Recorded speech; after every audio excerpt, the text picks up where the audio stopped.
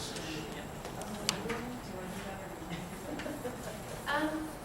if you want to just go ahead and intro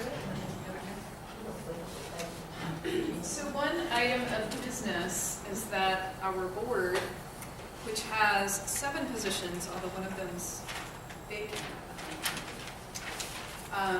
and 3 of those positions are coming to the end of their term. We established the board on a staggered basis so that one set of the board, some folks would come to term after a year and the others after 2 years, so that then going forward, the entire board would be at the same time. And we also, our strategy too is to avoid the chair and the vice chair coming to term at the same time as well. So, coming to the end of their terms, actually they're past the end of their terms technically, but they've agreed to serve until we can run our elections, are William Antman, who's been serving as our vice chair, and the treasurer position, which Laura Ellenberg was in, and she stepped down, so it's actually vacant and needs to be elected to. And then the researcher position, which Vicki Collins has occupied. And I have here nomination forms that I'm going to give to CAG members to search your hearts and consider whether you might want to nominate yourself or someone else on the CAG. And the position descriptions are there. They're really short and to the point. The form is the same structure that we set up the first time around. In the italics there, it says that the nominations close here in a couple weeks. So the entire membership will be getting encouraging reminders from me. And it tells you how you can return forms, and the box to receive them is sitting out here, and it will sit there for paper forms until nominations close. You can submit them electronically as well. Any questions about that? Do you know if Vicki is still interested in continuing in that position? I don't know. She has not mentioned it to me yet. Yeah, So I don't haven't had a chance to know. talk And I'm to her. surprised she's not here too. She's the one, I'm not sure. So I don't know. It's a good question. Well, she's our current researcher, so she does have experience in that role. So we'd be open to other people who were interested in being the researcher, but I just can't speak to. I don't know if she's willing to continue serving in that role.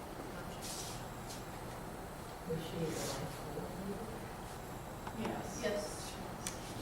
She's been, she's either been here or connected. She's been very tuned in, but I don't know what her intentions are. Any other questions? So you have any idea if William Hampton's willing to continue?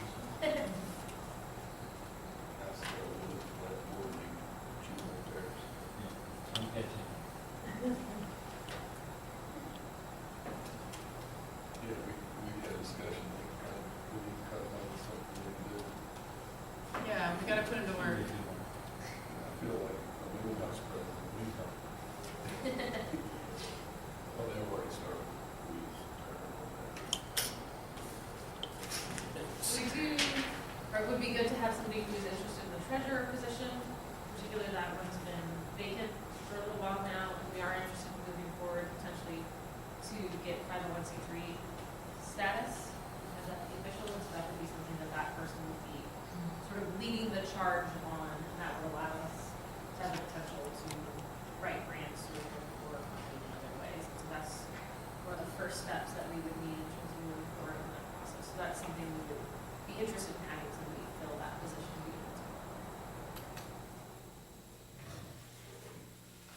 Anybody have any other questions or thoughts or concerns? Those are 3 positions, vice chair, treasurer, and researcher. The other positions are still, End of the year, yeah. or more. Another year on the term, let's just leave it at that. Anything else? So let's see. I should write something about this. The nomination forms were distributed and encouraging words were said. So if you're willing to do that again, you're to stay in your position. I'm trying to figure out the form. This is just if this is for any nomination, right? So I would renominate him, and I could renominate Vicky, and I will put both of them on this one. What's on the back there? Technically, Why are it's- you interested in being on there? Fill out all that too. Well, I'm fairly certain that the treasurer being the most open position would not be administrator. And one of the reasons why Laura was such a good choice is because of her previous nonprofit experience. And so I would think we'd be looking for someone that could offer that. I mean, I don't know. So I'd be looking for some suggestions. How about you? Nope, I'm terrible with numbers. What your husband? He's worse. So I'm wondering if we have, maybe some of the folks that had, ran for that position before available, some of the names. I would have those records. Probably. Because if we don't know, if I don't know anyone to nominate, we could find ourselves in a spot of not having anyone to vote for. We're not having a position filled. How about you? No? Doing two things already. Hey, I So have, who is you now? William and A.N. Evans, Frank guy. And you're the vice chair, and you're willing to do it. Well, thank you.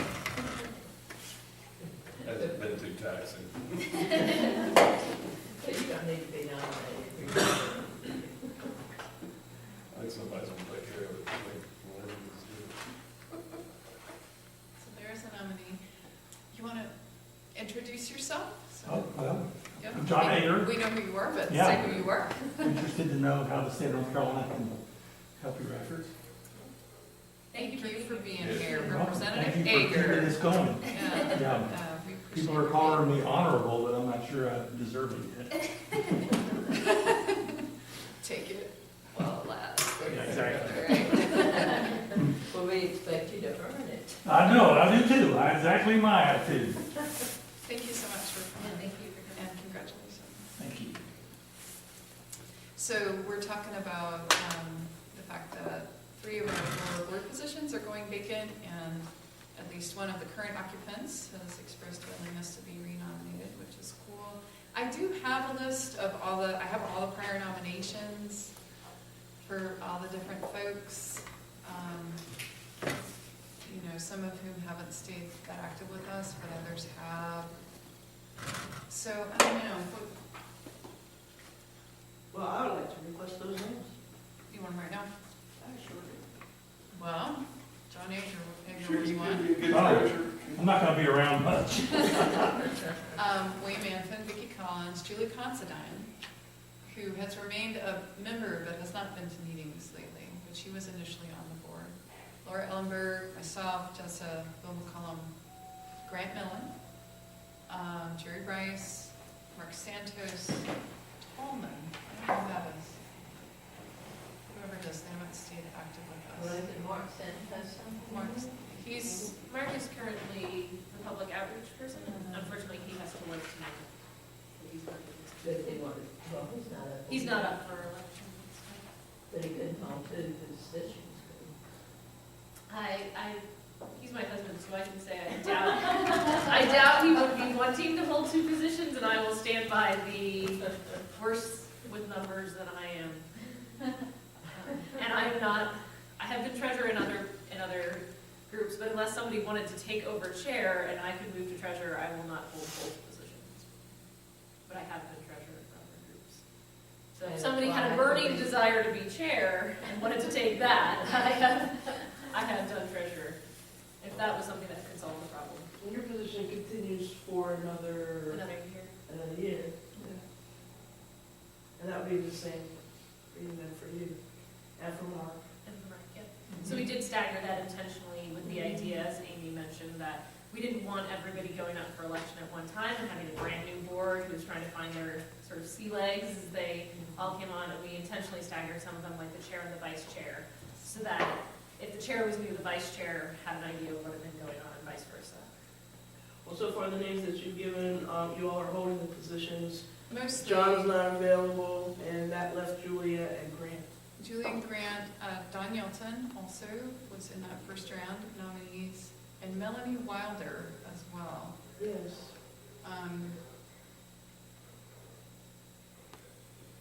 So there may be some opportunities to kind of spark up some new energy. The table was. And so what's the proper procedure for that? To get in touch with, Get in touch with them. I mean, what is the procedure for getting in touch with them? I mean, is that, You can they would need this, right? ask me. Yep. But they've I already can give filled you- this out. Yeah, once before. And so it would be a matter of asking, are you up for it again? You know, what would you be willing and interested to do? And if you want their contact, you could ask me for it, or you may, I guess I haven't, it's not on the website probably. Yeah, we didn't put it there, so. And that's a good thing. Yeah. Anything else about these board positions? So all those names you call out, they'll get your email Yeah. saying nomination, Yeah. urge people. So there'll be, reminders and encouragement from me, and a little direct outreach, to any one or two names. We're just talking 2 or 3 positions. And William's already expressed willingness, so actually just a couple, I guess. Well, I think the first time the research is to see if Vicki would be willing to continue in that. She seems to be the most qualified for that position. I can ask her about that. We can go to that. And I don't know who Lori Tolman is. She's Aren't you Danielle? she's cycled out. Yes, I thought so. What, are you interested in being? I would take the research position. I feel very well qualified for that since I have a master's degree in environmental systems engineering. Might give John a headache once in a while, but Expecting that. do what? I'm expecting that. I guarantee you. But you do make very good cider though, so we get along all right. You should, you've got the nomination form. You should have it. Okay. It went out. Here's one here if you need it. Yeah, you can write yourself up, man. Yeah, I've got one here. I think this is one you get. Yeah. Let's see, I'll check with Vicki. Well, she might be. But I will fill it out and write real nice and slow, so I won't do it tonight. Yeah, legibility is always appreciated. The computer skills. And typing. Does anybody have any other further comments or questions about the nomination process? The plan is to receive nominations by the 26th. Is that what you had on the form, Amy? 26. Is that what it says? Yep. 26th? And then they go back out to folks like 2 or 3 days after that, so the folks would have a chance to review my nominees. And then we would have elections at the January meeting. So people will have time to know who's nominated at the January meeting. People would have an opportunity to sort of make their case about why they should be in that position, and then we have the elections. You won't have, as I remember, and maybe this has changed, you had some restrictions on people living in Swananoa and those outside of Swananoa. Is that a problem? No, the restriction for eligibility to be on the board is that you're a CAG member, and the overall CAG membership had to have, it's in the bylaws, I think it was two-thirds representation from these 2 Zip zip code? codes. Yeah, And that's so, right. and that's a criterion we've met easily in Okay, terms you're of our past membership. that, okay. So as long as the body has that representation, that's fine. And if whether or not you individually are in one of those zip codes is not relevant, as long as the CAG as a whole has that kind of distribution. But you do need to be a member. Am I a member? I don't think so. You're not, Yeah. you're not. Well, And that's But pretty we'd love you to be easy. a member. Yeah, you express interest and the membership, we kept that really simple. And I need that to is, sign something, is there something on the webpage I sign or anything? I can't. Pay money, their money? Oh, God, no. but if you'd like to, That makes it easy. Can I express interest? Yeah. Yeah. And so what did we say? We said to become a voting member, you must provide a completed interest form. I can send you one and then be approved by the current leadership. Send me one, and I'll look around, and maybe someone in my community would be So great. interested. So, Thank you so much. courtesy goes to the award. Really be great. So I will also, I'll send you one. It's real straightforward. And then and then you're just a member until you're not. okay. Okay. Is there any way to create a position for him to be an ex officio member of the board? Which I think might be a nice honor. I mean, I'm happy to just come to the meetings when I can. I don't. That's why I'm making it ex officio. I don't know if the board has the ability to do that or not, but It's not about. it would be, Yeah, that's it could help. Well, I'm happy to be a part of it. Don't need to change the bylaws. You can nominate yourself for treasurer. That sounds like work. Since there's no money though, maybe it's not a problem. Do you know anyone that has nonprofit experience that might be interested in working I with? probably do. I'll have to. Are you all trying to get nonprofit status? Is that That's correct. one of your Yeah. challenges? It's Well, always yeah. a barrier. And so that's something we were hoping that the person of the treasurer slash financial Would office be would good at help that. us work through. Yeah, it was occupied by someone with good experience, but she decided to step out just because of her overall workload. So it's been vacant for a few months now. And that person would not have to be a current CAG member because they could become a CAG member and then, that is a possibility. Okay.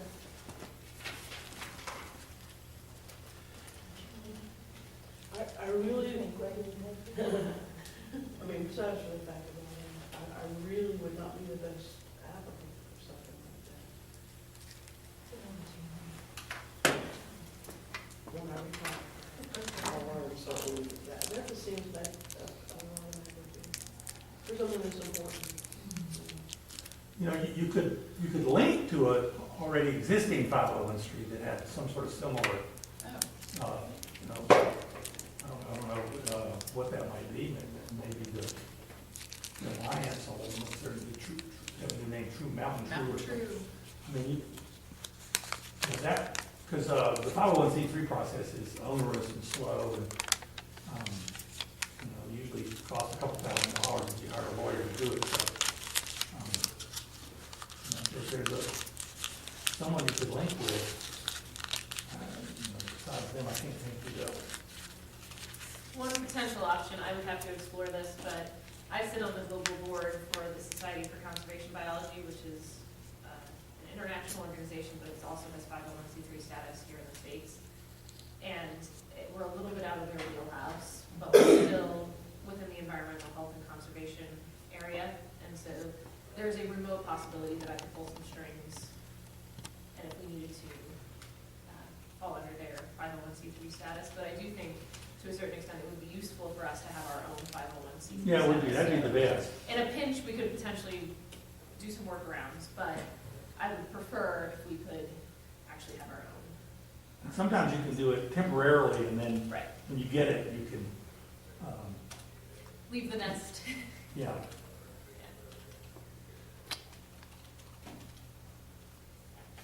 All right, anything else on this? So we've, was somebody gonna write up a nomination for William? Is that what was gonna happen, or were you gonna? I just pulled this last one out of.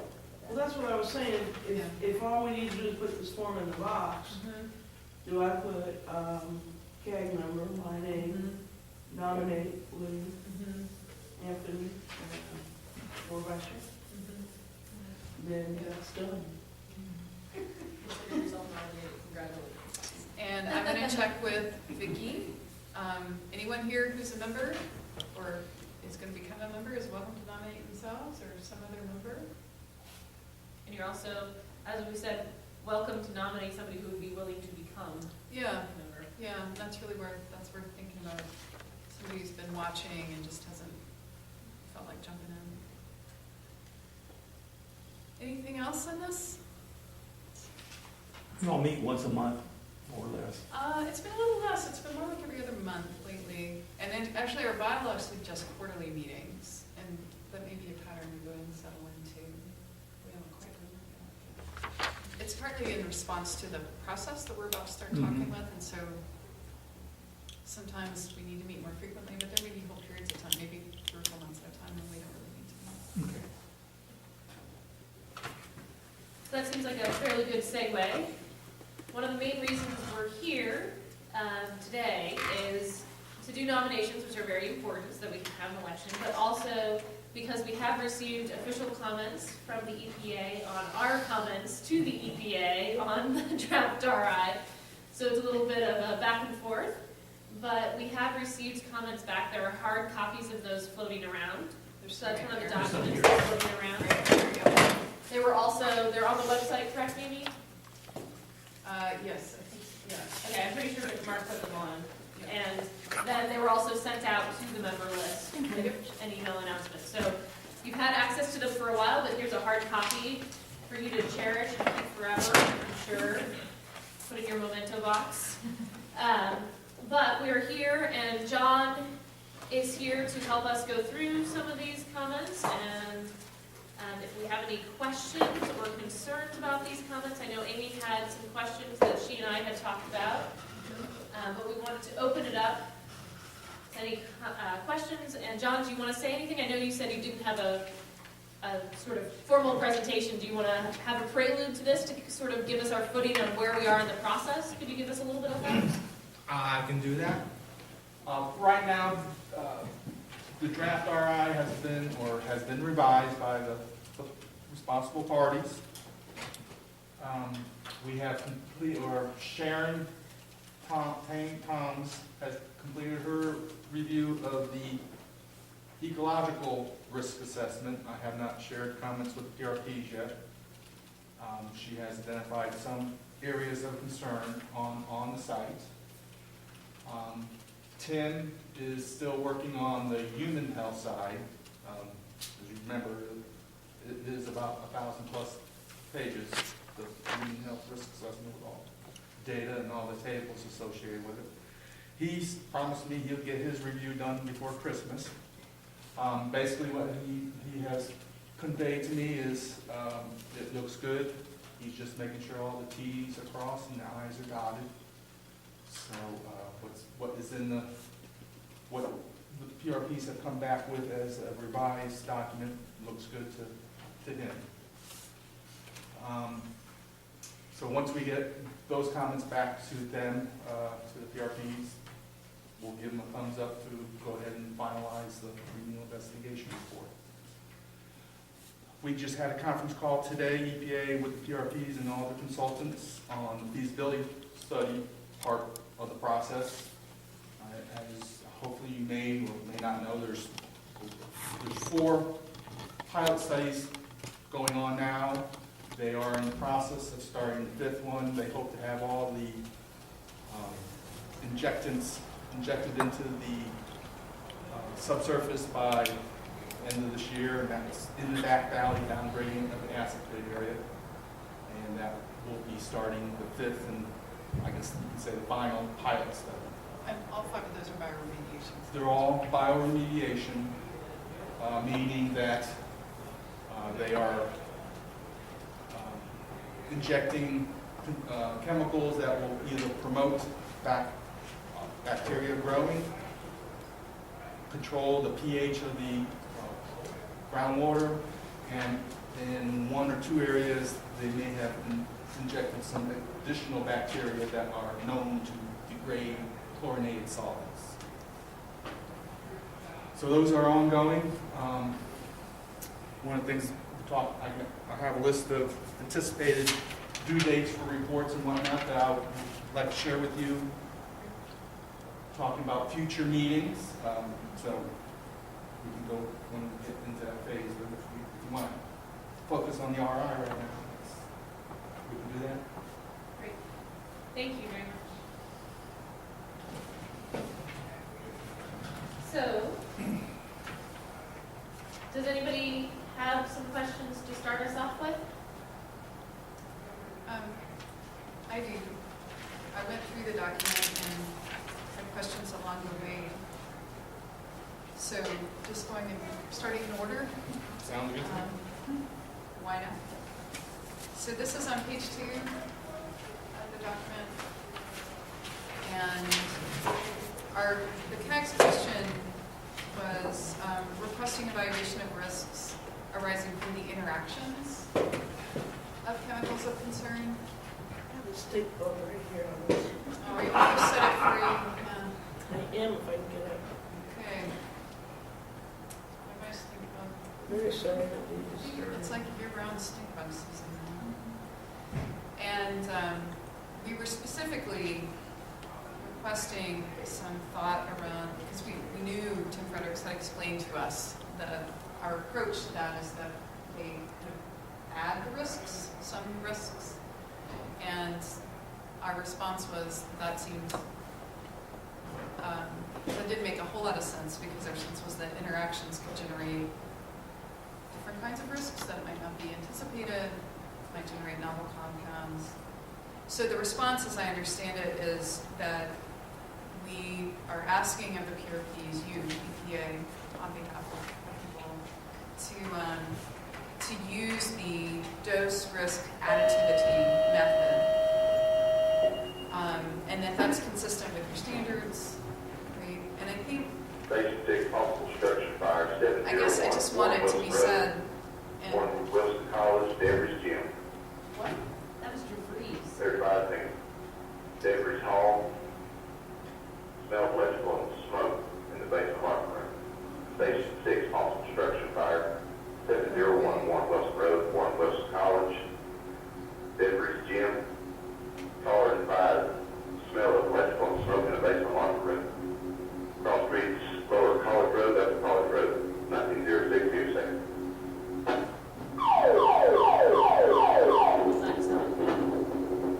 Station 11, Station 9, Station 3, Detroit, tankers.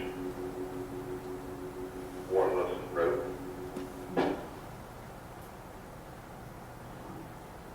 Let's all hope that that is nothing. Kind of like some electrical smoke. Yeah, hopefully that's just a little fire extinguisher kind of problem, not a. right. Meetings in a fire hall.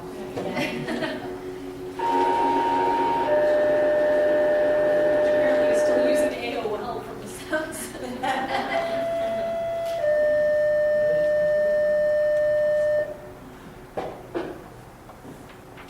Stations 11, 9, and 3 respond to Station 6 possible structure fire, 701 Warren Wilson Road, 1 Wilson College, Debris Gym. Stations 11, Station 9, Station 3 respond tankers Beach Lane, to Swananoa, 701 Warren Wilson Road, 1 Wilson College, Debris Gym. Being referenced to possible structure fire, smell of electrical smoke in the basement locker room. Across streets are Lower College Road and Upper College Road, 1907. USA. We'll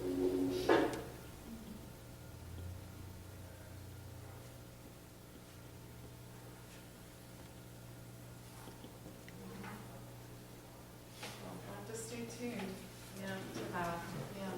We can just stay tuned to that.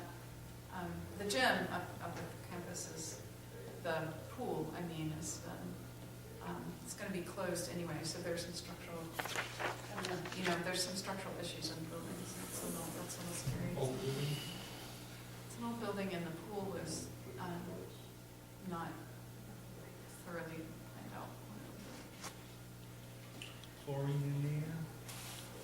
So I think the question is just that, so EPA feels good about this standard? I don't know, maybe somebody else can frame this question better. Just to be explicit that it's really different, I think, just adding up the risks versus recognizing that interactivity among chemicals could generate a different kind of chemical activity.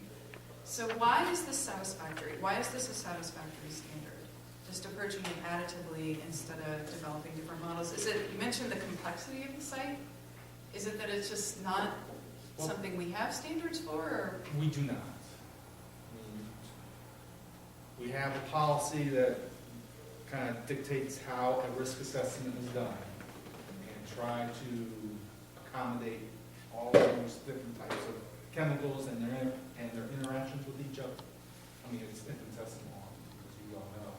To try to develop a policy to capture that really is not realistic. So I guess the idea is the next best thing is to using the additive approach. Develop the risk for each chemical and then add the risk for each chemical across the board for each scenario. So this is something that was actually discussed at the conference that both Amy and I were invited to on environmental health that happens in Raleigh. Was that in October, I believe, Amy? Yeah. It's been a long semester.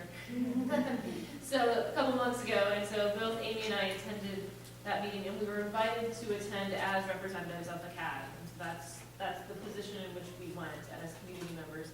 Amy was not able to stay the entire meeting, but I was able to stay the entire meeting and engage with that. And one of the things that multiple groups, multiple representatives of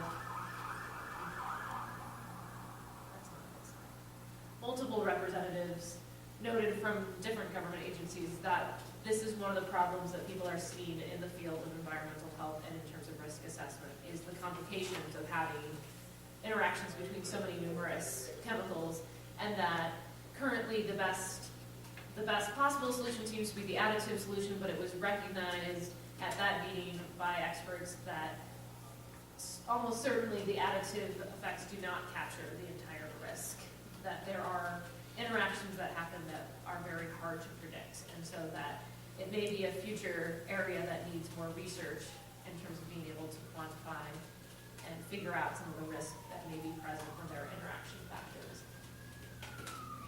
And so my understanding, John, and from that meeting and from talking with you, is that the EPA must hold to the standards that the EPA is legislated to hold to. Yeah. So there's nothing the EPA can really do. And so in that case, if we wanted to push for something like that, that would be something we would need to push for at a policy level, not at an individual enforcement site level. Okay.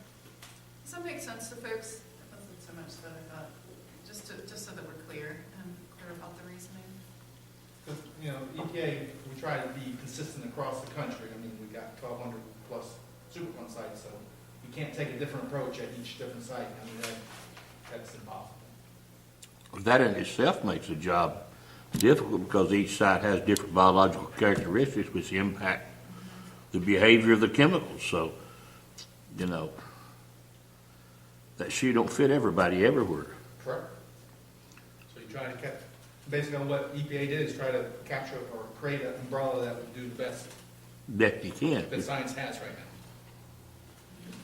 Okay. We good on that? So the next thing was, the question that I had was just still right there on that same page.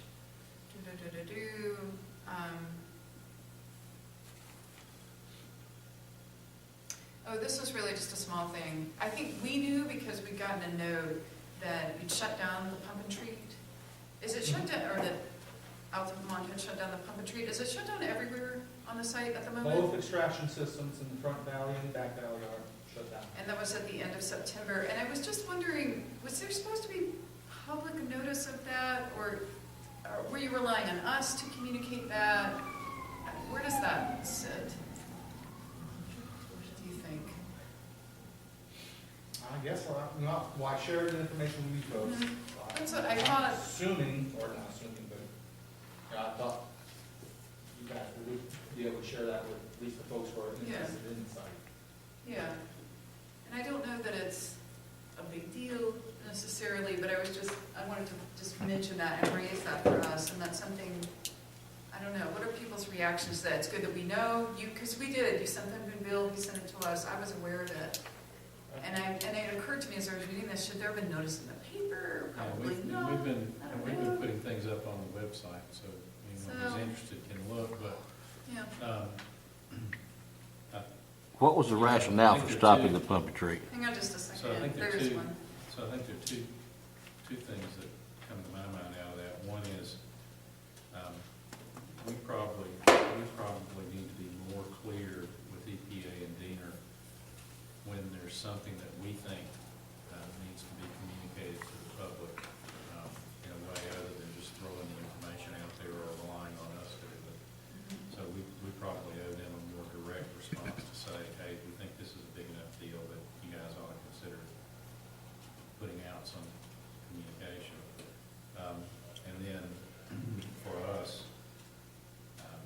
we really need to think about how we're getting the word out in addition to just putting things on the website. So do we need to think in these kind of instances about contacting the media as an example, or doing other things to make sure that the word gets out when there's something going on like stopping the pump tree systems. And that's just not something we haven't had a process in place to cause us to ask that question every time. Well, I would like to ask, just because the CAG exists and is a place where information can be sent, does that mean you send it only to the CAG and do not send it out to other outlets that you would otherwise send out information to? This is basically the only outlet for that type of information.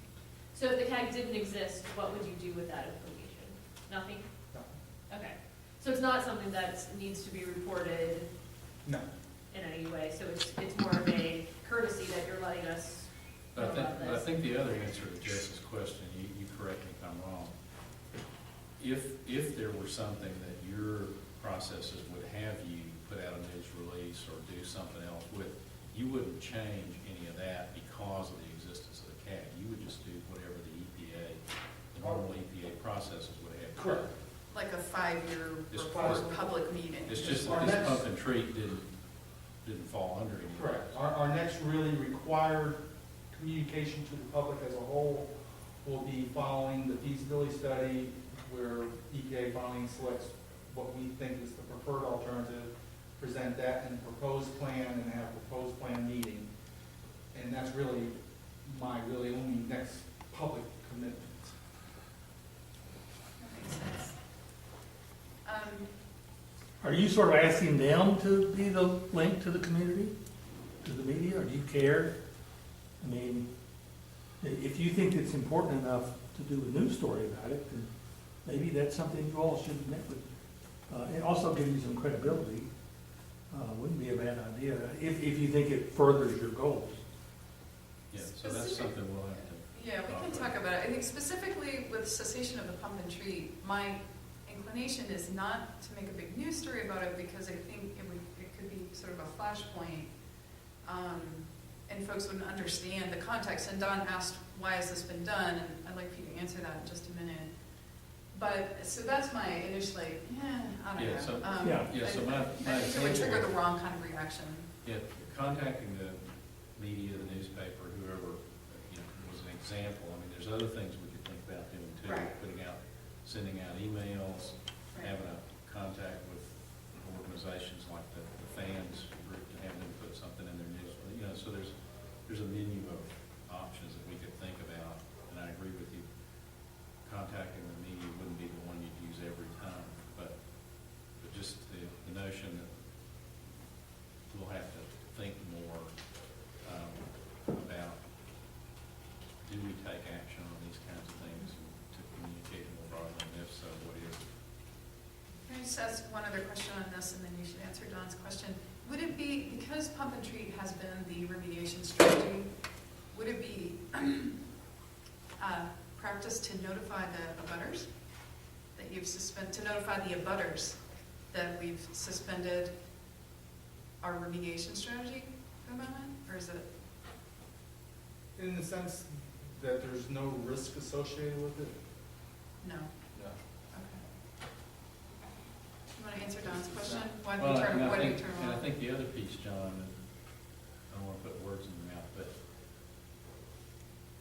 but also, you're in the process right now of doing the remedial investigation and going through the process of deciding what may may change in terms of the strategies on the site and what gets approved as the next plan going forward for the next period of time. And so, so in that sense, anyone who's already interested in the site has been given notice that you're in that process and that lots of things are going to be evaluated and potentially changed along the way. Is that fair? That's a fair statement. Well, I think the problem is this. When the word that has been stopped is out there, the assumptions made in the public is the danger. And what has happened is you have missed an opportunity to educate the public on exactly what the pump and treat is, which is one of the most expensive processes you can use. And if you don't have your source identified or remediated, you're going to have to do that forever. Is that not correct, John? And that's why it is an expensive process. It is. And all you're doing is moving the form from one form to the other. And I think you miss an opportunity, and I think it should be up to the CAG to have a relationship with the local media, i.e. paper and WLOS, so that when John says, okay, we'll stop pumping and treat, and here's why, that the CAG gets that to the local media, because then the local media will have interest in it. If it comes from EPA, it's not going to be communicated properly to the news media, okay? Because I'm very interested in why it was stopped, and I'm very interested in your bacteria that's eating, because that's where the future lies in all of this pollution. And those of us that have a little background in it know that. And that's why I'm real interested in that part of your treatment plan. Okay. I'm going to go ahead and answer that, and it's explained briefly in these comments too. But, so Basically, we should have done. for the Front Valley, the main, again, let me take a step back. The two pump and treat systems out there were designed only to deal with the known buried waste, the Superfund waste. Okay, there are a number of other plumes of contaminated water out there that we did not know about or even investigate back in the 1980s, because that was not the focus of the investigation. Yeah. You know, we only looked at the known disposal areas. So in the Front Valley, we have two extraction wells. They're downgraded of what's known as disposal area 23, which was the leach field for the production building, building 113. Main reason why that system was shut down is because we're doing a treatability study right at the toe, or the companies are doing a treatability study right at the toe of disposal area 23. We have found some high levels of chlorinated solvents, which they're not really sure where the source of them are. They've kind of ruled out the disposal area 23, so they get a good sense as to where that contamination is coming from. Best thing was to shut down the extraction system so they could see where the natural flow of groundwater actually is, and then trace those contaminants back to the source. So that's basically What I suspected. I suspect you shut it down so you could find out where the source is at. And see, that's a prime thing that the citizen needs to hear. But because you can't eliminate the source if you don't identify where it's at. You're absolutely right. So you have the option to keep on putting money in that hole doing nothing, or shut it down and start going back up to where it's at. And very obviously your treatment process probably wasn't even designed for that chlorinated hydrocarbon anyway. Actually, it was. It's air stripper. It was stripping too. Air stripper with activated carbon, followed by activated carbon. And then for the back valley, as I mentioned earlier, companies are now in the process of injecting the chemicals they need to into the pilot scale study. Again, we shut down, and it's right, the pilot study will be right along the string of extraction wells, which is downgrading of the acid pit area. So to really see the flow, the mass flux into the system, we agreed with the companies to go ahead and shut down the extraction system so we could see what that treatability study could actually accomplish. And again, you know, we know where the contaminants are coming from. But whether or not we can tackle the mass flux coming out of the acid pit area with biotreatment. Thank you. All right, moving on that. Let's see, right, so that was extraction wells. There's a phrase that occurs several times here, reduce source area concentrations as a goal of some of the activities. So at the bottom of page 2, for instance, and it occurs a few other times, and I'm just going to ask what that means. The current ongoing feasibility study, the site-wide feasibility study, this is bottom of page 2, is considering a variety of remedial technologies that would both reduce source area concentrations and reduce the size of the flumes, the contaminated flumes. So does reduce source area concentrations mean reduce the concentration of the contaminant in the Source area. volume of the source? So, for instance, the acid pits. Yes. Well, not the acid pits, but the other areas, yes. Okay, Okay, again, yeah, all the Superfund waste has been capped, fenced. Okay, we are not anticipating doing anything different to those disposed wastes.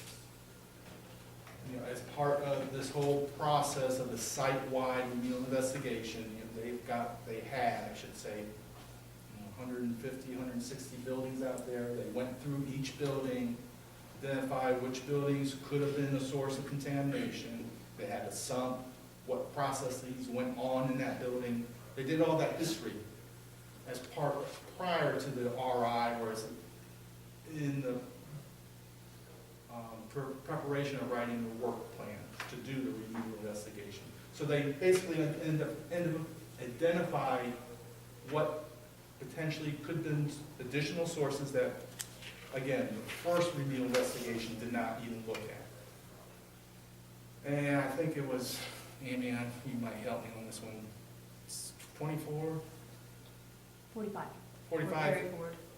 45 areas that kind of got identified as potential new sources. So that's what the site-wide remedial investigation concentrated on, were those 45 areas. So then just answer your question. Now, yeah. as far It as does. reducing the mass, reducing the source, that's what the treatability studies are all about. What the current remedial investigation basically found is there's really no true sources out there anymore. Whatever is out there has already migrated into the groundwater. So that little hotspot of groundwater is being identified as a source. Oh, that's interesting.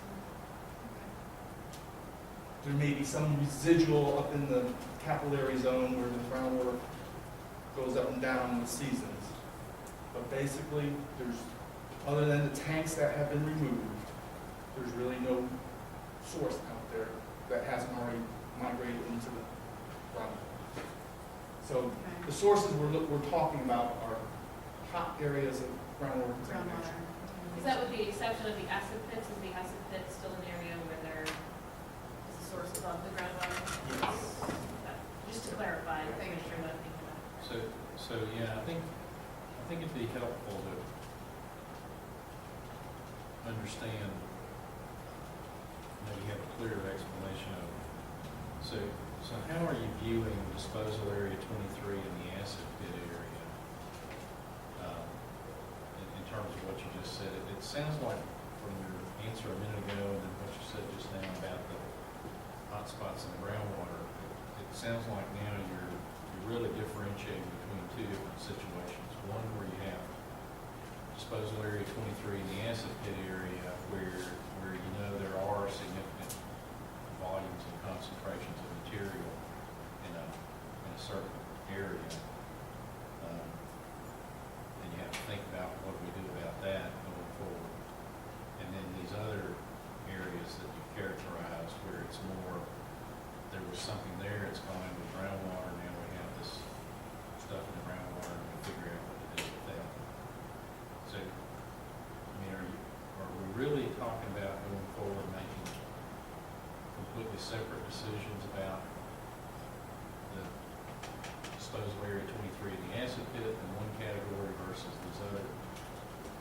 sources or hotspots in a different category? Is that the way you guys are viewing it? Not really sure what you're asking. So, okay. There's several, you have the front valley, you have disposal area 23. And then we're also finding contaminants not associated with disposal area 23. Where are they coming from? And that's most, I wouldn't say most, the contaminants that we were original remedial investigation kind of identified associated with disposal area 23 was production of CS and EZ, and they're breakdown products. Bill, can I take a stab at rephrasing potentially? Sure. So I think the question may have been, please correct me if I am misquoting or misrephrasing for you, that are there two separate work plans that may be developed, one for contaminants that have already reached the groundwater and one for contaminants that have not reached the groundwater as of yet, like those in the acid pits? Do those require different treatment plans, different strategies? This is all in development right now.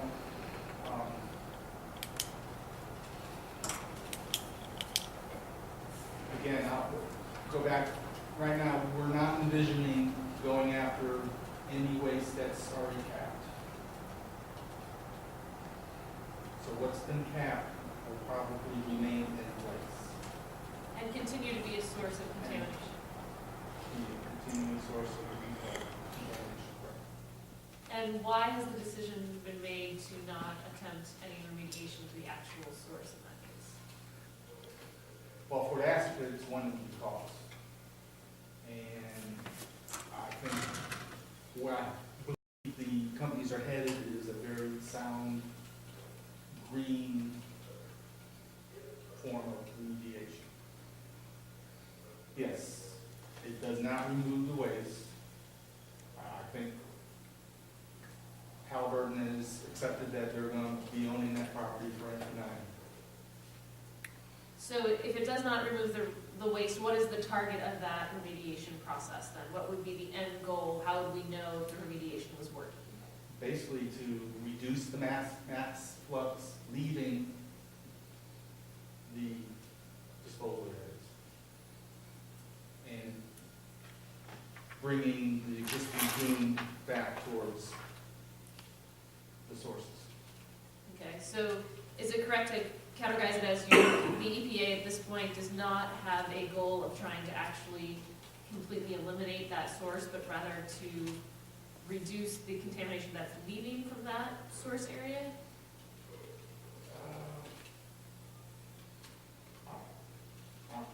It's a possibility. I think, I don't remember what document it was, but one of the documents they generated basically gave a quick, I won't say quick, but a initial screening of technologies, and I think we accepted the idea that trying to remove the waste, at least in the acid area, was cost prohibitive. So the idea would be that would be a site that would remain condemned in perpetuity. For the most part. I would say personally for myself, and I believe I can speak for the rest of the CAG in this, I don't know that would be considered acceptable to the community to contend this particular area in perpetuity, as we're just going to accept it being a condemned area. I'm not sure the community would be comfortable with that. We certainly need to talk to everybody about that. But I can see that being, personally, I think that's a problem. I will reflect back to the original feasibility study back in the 80s, where the preferred alternative was to dig up and treat the acid area, and the community said absolutely not. So, Yeah. Whether it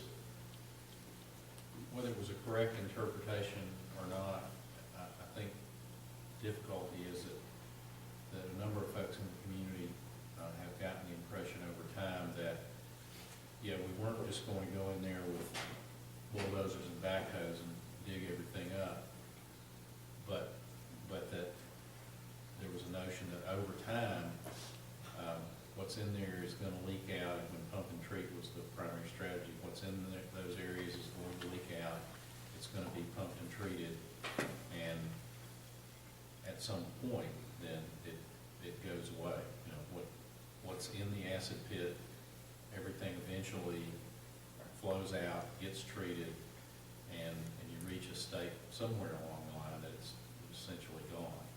Now, that may have been just a misinterpretation, misunderstanding of what was going on, but I believe there are going to be a number of folks in the community who are going to feel that it's a change to say, from where they thought we were headed before, to say we're just going to leave stuff there and it's going to essentially be there forever. Well, the proposed plan back in 1988 basically did say that. We were going to cap in place with the idea that the cap would prevent infiltration, which was the driver to move contaminants out. Basically, now that we have a better understanding of the hydrogeology and everything, we're finding that actually groundwater is still moving into the waste now and then and pushing it out. So that's why, we're still seeing high levels of contaminants leaving the acid pit. It's not because the cap has failed. Right. We did not accommodate or count on the groundwater. Okay, so that kind of gets me to my next question in point 2 here. Is this on a different train of thought? Because I have another question on the same train of thought. No, it's really the same. Okay. It's really the same thing. So when you make reference to the potential to add a vertical barrier wall, is that to deal with what we're talking about here, that the cap was supposed to keep stuff from infiltrating and remove the forcing function to push stuff out of the acid pit area? So since we now know that that's not totally effective, is the idea that you build a vertical wall and the combination box of it cap in, and the basically. wall contains everything? Basically box it in with non-pervious walls. Now, again, basically what we found out today, I think what they're finding out as they're doing modeling and doing additional work, is that by itself may not be acceptable. Well, not acceptable, but will not accomplish the reduction in mass flux. And does everybody understand when we say reduction in mass flux actually means? Basically, mass, we're just talking about the contaminants. Fluxing, the movement. So when we're talking about mass flux, we're talking about the movement of contaminants from point A to point B. And in this case, it's moving with groundwater. Groundwater is the force that is pushing the contaminants downhill. So when we're saying mass flux, we're basically the movement of contaminants. So how fast are they moving underground? I don't remember the numbers off, but we're talking 15, 20 feet a year. In big rain events, you get a big push. I don't know, because you still got to get water first percolate down into that zone and then down. So, groundwater is going to, its change, its elevation is going to change, but with storms, but the lateral flow is not going to It's change that more or much, less constant then. for the most part. Isn't that problem, though, part of the problem with this area, which may be questioning whether that wall works or not, is the actual structure of the rock underneath, which we really can't identify because it's cracks and fissures. And you put the cap on the top and the cap on the sides, it's only got one place to go, which is down. And with this rock structure that we have here in the mountains, that's why somebody can drill a well here and go 100 feet, hit water, move over here 50 feet, and they got to go 400 feet to hit water because it's a crack. So if we do that in this area, it may pop out somewhere else, and we don't even know where it's going to pop out.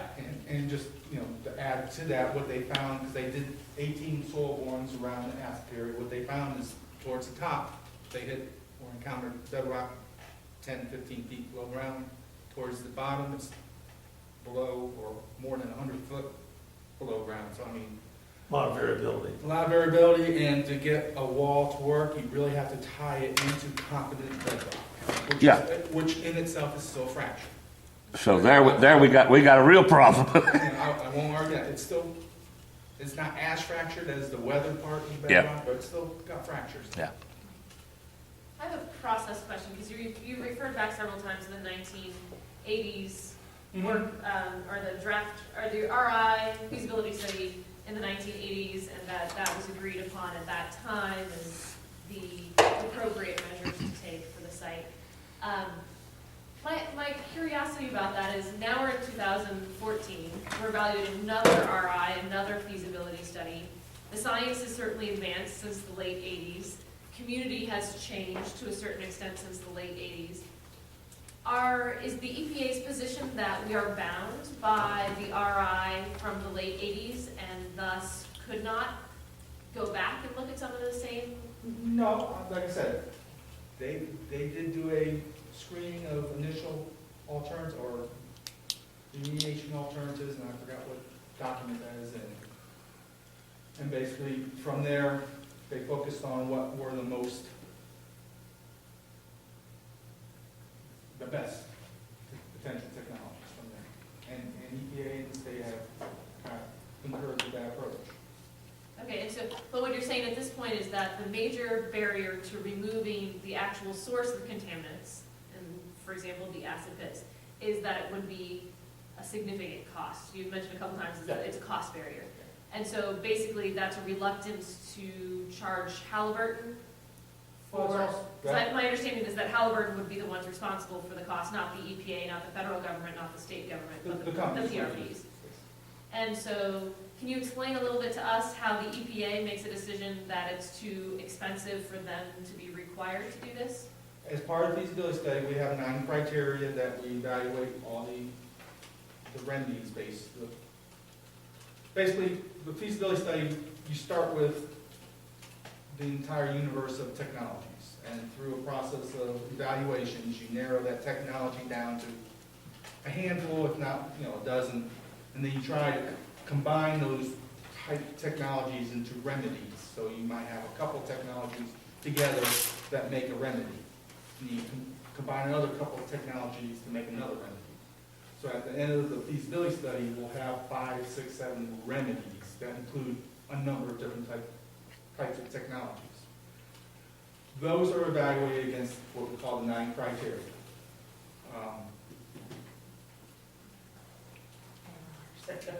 One of the most important ones is ARARs, which is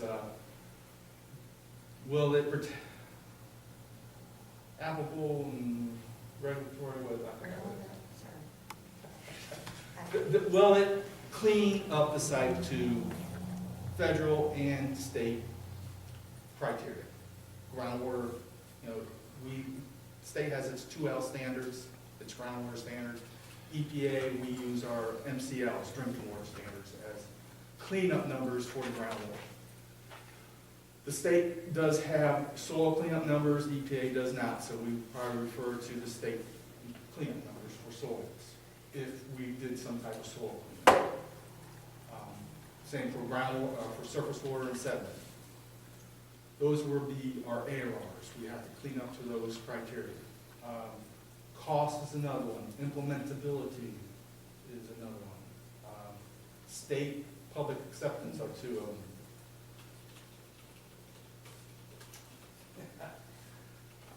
So am I understanding, so it says in here that they're not being considered, source removal is not being considered at this time.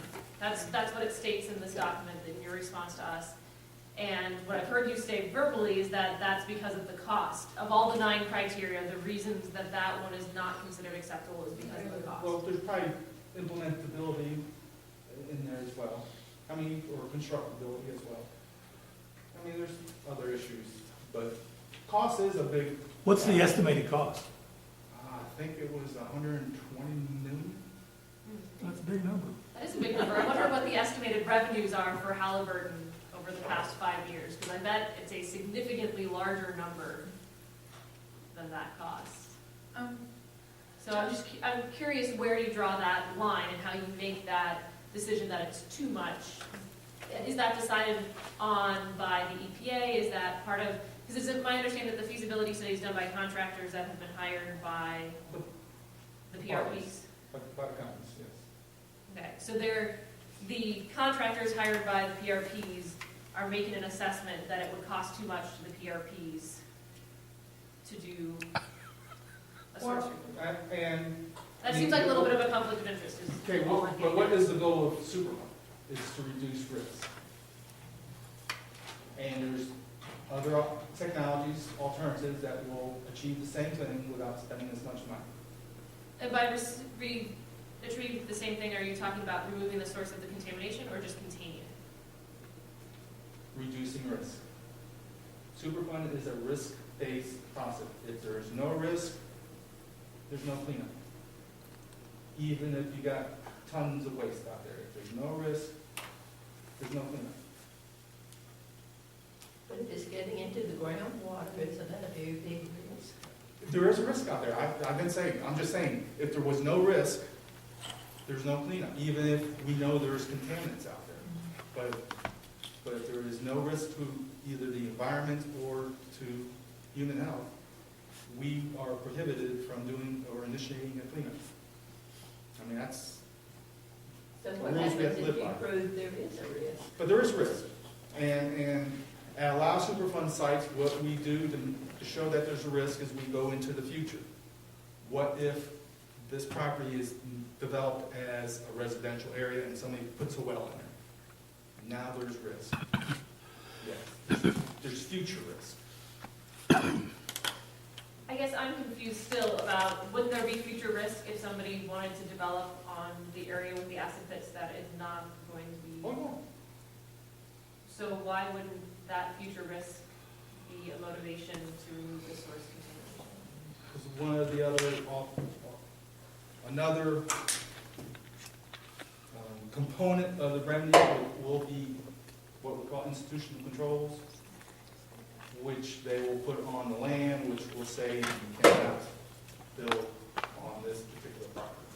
Okay, so essentially, the EPA is saying that another potential way to address the risk would be to remove that property's potential to ever be developed.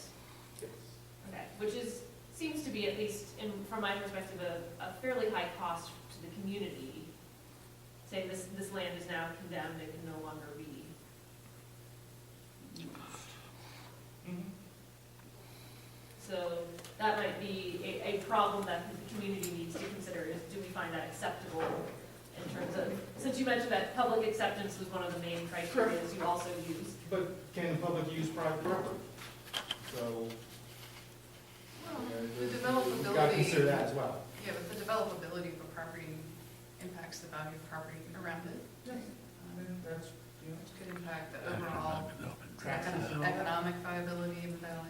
And I think that's one of the reasons why I think the companies were wanting to reduce the footprint of the actual Superfund site so they can use other parts for that purpose. Well, living here, I would say, I'd rather have the space empty than with a whole lot of buildings on it. But I am concerned about the groundwater, because where does this groundwater go?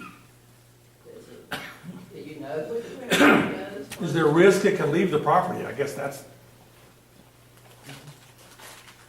There's always that risk, but right now, the levels we are seeing at the property line are below all cleanup criteria.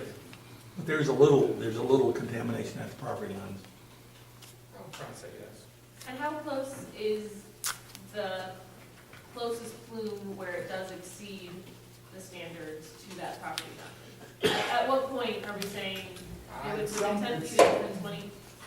It's in the front valley, and I don't really know what the distance would be, so I'm just guesstimating. What was the 120 million cost for? What type of cleanup was that?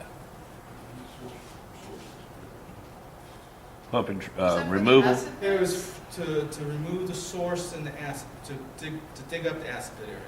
Okay, so it's And- removal, yeah, dig it up, Treat. removal, okay. And I don't remember what. No problem, treatment. Because my next question is, then if you did that, would it be a proper place for a landfill? Because then you're gonna put a liner down. It's gotta go somewhere if we dig in. And the size of the site, could you not recoup your 120 million? I'm sorry, what was that? With the size of the site, could you not recoup your 120 million? If you Made a landfill out of it, and then cover it and grass it over. It's gonna take a while to earn 120 million on that. See, that would drive up the property values. You'd have vacant land next to you, like a national forest. Are you saying create a landfill there? Yeah, Oh, That's what I don't think the As a state. business Yeah, proposition. I don't think the state, this is one of the few states that does not have a hazardous waste facility. no, no, no. We're gonna So let, I we're gonna, don't think the state. the would ever 120 sign off million on was that. treated. So I think this is a really important topic for us. It really reaches to really basic questions for the community about, on the one hand, Superfund is for managing risk, but it also asserts the goal of restoration to beneficial use and of restoration to safe, safety for human use. So that floats around as well. And that's really different from risk management. Restoration is different from managing risk. So I think that we should think about that and think about if we want to push on that and in what ways. And the cost to the community observation is really important too. So it's, Well, I mean, you're it's, talking about for reuse, I mean, Yeah. airplane modelers have been, I would say, pushing hard to have approached Alberton several times to be able to use the Aspley area, which is nice, flat area. to fly their To fly airplanes. there. Again, Alberton's position is safety, just for anything, because they're liable for anything that happens on the property. And, they're not going to, I don't think, change that position. So, Well, for right, reuse. but the real use, question for reuse us is whether EPA is going to change its position. For sure. It's Say- still private property, and we're not going to change that. No, I mean, on the acceptability of a perpetual source of contamination. Well, That's Okay. what I mean. the goal will be to reduce risk. But not to restore. But not to restore, right? We're feasible. I mean, we are going to try to restore the groundwater. So if we can stop contamination from leaving the acid pit area and adversely impacting groundwater from down grade from there, then we've achieved our goal. Now, again, somebody builds a house on top of the landfill, then that creates risk, yes, a future risk. It's called future risk right now, so if someone does it. Can we, I want to make sure we talk about the city water proposal, but before, and we just don't forget that, right? Because I want to get clear on the water line ideas that y'all talk about here. And somewhere in here, a deed restriction is mentioned, and that's in direct relationship to what we've been discussing. Institutional controls. correct. As an institution. You all have imposed that, the deed restriction, or you proposed it? The PRPs that were suggested. I'm not talking about the site redefinition. No, I'm talking about they the- have agreed to put Yes. deed restrictions on the property, and I think they have to do it, I want to say within 180 days of the It's here. feasibility study. It's page or- 11. The ultimate goal is restoration of the aquifer where feasible, but restoration will likely take time. Therefore, a deed restriction will be placed on the portion of the property overlying the estimated boundaries of the impacted areas. Required to submit a draft deed restriction within 90 days of approval of the final RI. It would specify the groundwater underlying the impacted portions shall not be used for any potable or drinking water. And Okay. And a deed restriction then runs with the property. I mean, it's significant. It becomes part of the nature of the property and of the property right. And I think that's important for the community and the county to be aware of, that a parcel of land within its boundaries is gonna run, have this restriction on it into perpetuity, because that's the way deeds work. But there is, I'll say, we are using the state's language. They call it declaration, Another acronym? yeah, another acronym. How's it spelled? DPLUR.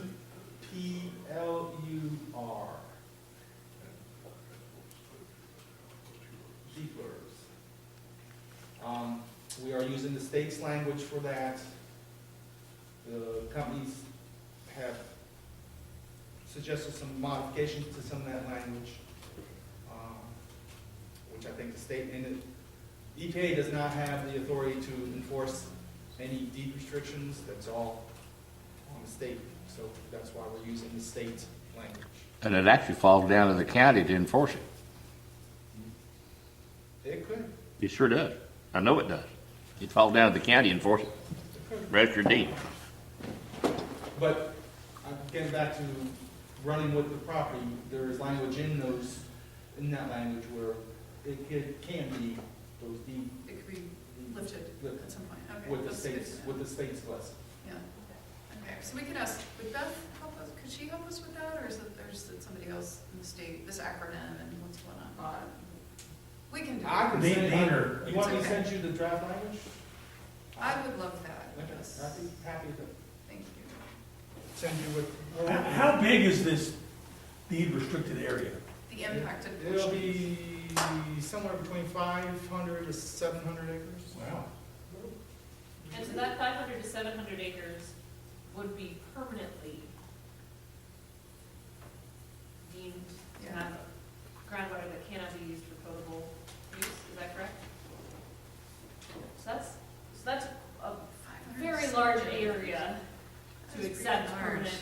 How big is the whole property? Well, It's a little over 50. it's 1,065, no, it's That's not half the 1,500. property. It's a bit over 1,000, according to, the site redefinition technical memo. It's like am I right, Amy? Yeah, 1,065, something like Yeah. that. So, And Wow. so, John, this is new. So that would be essentially the entirety of the site that is left after this redefinition, boundary redefinition, or where is that gone to? That's another question. which The question? do you the want first answered question first? is, the proposal to redefine the site and reduce it from the full 1,065 to something like, what was it, about 500 acres? 507, something. Yeah, where is that in the process? Basically, where we are headed is to redefine the site in the record decision.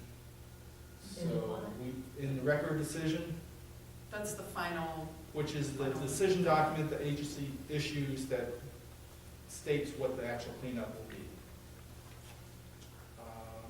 And what my goal will be is, as part of the proposed plan, to make that very clear in the proposed plan that this will be part of the ROD, record decision, so that will give the public ample, 30 days, ample time to comment, look at it and comment on Okay, and and to read all however many pages. it. so in that process, have any of the CAGs request to see some sampling done in that area, or to provide some evidence that there's no contamination in that area? Have any of those requests gone anywhere? Has any sampling been done? Is there any plan for sampling to be done? Basically, no. They did do a thorough walkthrough of the target area as part of the, back before we got involved with this. Right, we've talked about this before, but And it was sampling that actually would detect contamination besides walking through, which would not in fact detect. Okay, so the CAG request to have that sampling done, has that been denied? Has that been ignored? Is there a status to that?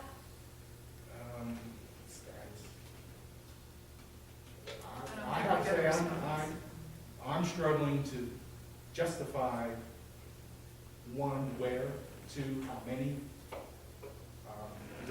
There's, in my mind, there's no justification for that additional sample, Okay. because there's no sign of past activities on that site, or that, On those that portions of the site. You know, I have to have some justification to Well, I think we knew that, and we'd heard all that, we got it, and nevertheless, we made the request. And I think what Jess is asking is, what's the answer? So is the answer no? No. Good, so the answer from the EPA is we received your request and the answer is no. Yeah, because we don't think there's justification. We know what the reasoning is, and it's in the minutes somewhere, one of the meetings. So I want to go a little bit back to this groundwater deed restriction. So we were talking about essentially the entire front valley, the entire area that is not going to be taken out of this Superfund site. Is it correct that almost that entire area would then be under a permanent deed restriction that would restrict any use of potable groundwater in perpetuity? I believe that would be the goal, yes. Okay, because the wording that we asked about this in number 12, and this is on page 10, and the wording from the CAD was, the CAD seeks clarification on the goals for on-site groundwater remediation. Has EPA accepted that on-site groundwater will or may never be drinkable again? We do not consider this outcome acceptable. If EPA finds permanent condemnation of some or all of on-site groundwater to be non-potability acceptable, how is that justified? And the response from the EPA said that it includes the following RAOs, Remedial action objectives. yeah. Established by EPA for groundwater, which is to restore the quality of degraded groundwater where feasible and necessary to protect human health and the environment, meet the North Carolina groundwater quality standard, and permit beneficial use of groundwater. And that's one of 5 things. And so and then it sums up at the bottom and says the ultimate goal is restoration of the aquifer where feasible, but restoration will likely take time. We certainly understand that restoration takes time, but it sounds like from what you've just told us, these goals sound a little disingenuous in terms of response asking, is that your acceptable policy? Because it sounds like what you're telling us is the EPA is considering at this point having a deed restriction placed on 500 acres that will render in perpetuity the groundwater unusable for potable use. Correct. But So- that does not eliminate the need to restore groundwater. So I'm sorry. but it does seem to eliminate the pressure to do so, It can, but or the mechanisms for requiring it. I understand. If pump and treat doesn't work, what's the other possibility for remediation? Going back to earlier conversations is to reduce the mass of contaminants that are in the certain areas of groundwater That you've located? that have been identified through, hopefully through the process, the mechanisms that they're now pilot studying. Which is- In situ.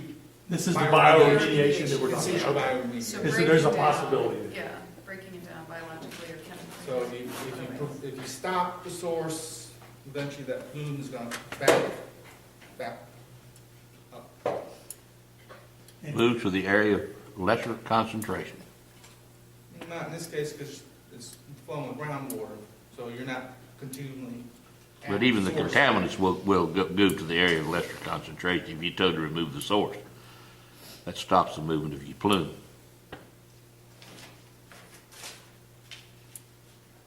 In a sense. Yeah. If So you will remove the the- source, you stop the so- movement of the plume. If these deed restrictions are placed on the site, it sounds like that's one of the thoughts. That will be a component of the render, yes. Okay, so that sounds like it's, at this point, one of the components. If those deed restrictions are placed on the site, will the EPA still be requiring the PRPs to restore the groundwater to Yes. potability? Yes, yes. That I can say yes. Okay, so what is the point of the deed restriction in that case? EPA has, I won't say it's a policy, but a thought where we have a number of layers of protection. You know, and one of those layers is called institutional controls. Sure. And that's why it's there. Just, you know, to control the use of the property in the future. That, you know, we're not seeing right now. But it does, again, like I said before, it does not negate the need to restore groundwater. It doesn't give them an out, them being the company. Yeah, but the problem is, the strategy that you're headed toward has no, there's no defined time frame for mitigation or restoration. So, That will be developed as part of the feasibility study, coming up with those estimates of when we will be able to, when we will achieve cleaning. Right now, we just be picking numbers out of a hat. I mean, they'll do the modeling, and not that the modeling is accurate all the time, especially with some contaminants, but it's the best tool we have right now. And when will that feasibility study be completed? I know you gave us some documents that have been done, but the last document you cited had been completed in August in your response, so Okay, it's well- now December, Let me, where we are. and this is also, as I've already talked to the companies, and they're willing to do it. But basically, and I'll get a copy of this to you. But this is basically a list of documents that are coming into EPA and the state. The tentative dates or months that they'll be submitted. And my thought was to have the companies come here, Stu, or another representative, come and present the findings of each of these studies to the CAB. Now, there's a bunch of studies here. Maybe we can combine a couple. I'm concerned about the length of presentation, but I would like your feedback. Like I said, I'll share this with you and hopefully get feedback from you. But for coming in March of and then all this is next year, 2015. First document coming in would be proposed approach and assessment of monitor natural attenuation in the back valley. Anticipated submittal date is in March. Same name of the document, but for the front valley would be in May. Report on front valley enhanced in situ bioremediation pilot test to be submitted sometime in June. Back valley source mass flux reduction evaluation report sometime in September. Front valley and back valley extraction well and treatment system temporary shutdown report in November. Report on back valley enhanced in situ bioremediation pilot test in November. And the hope is to submit the draft feasibility study in December. So a year from Year from- now-ish. I don't know if that helps answer your question or not, but again, Yeah. there's a bunch of treatability studies here, or pilot study tests that are going to be completed.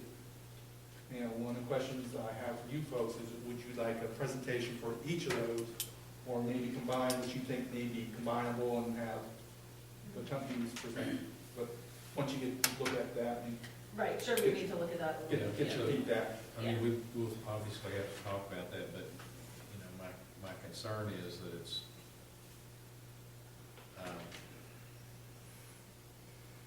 if we miss the opportunity to have a presentation and a discussion on one of those reports, and there's kind of spaced out through the year, given what's happened so far with the impact of the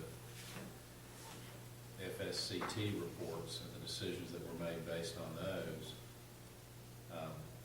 which basically, as you've said, kind of eliminated some potential alternatives, or did not propose some potential alternatives that we might have wanted to talk about.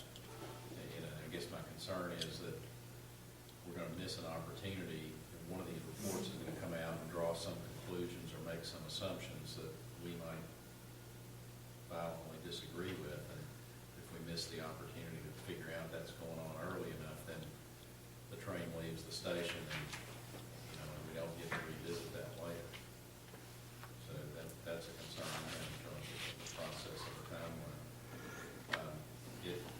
when I look at your responses to item 4,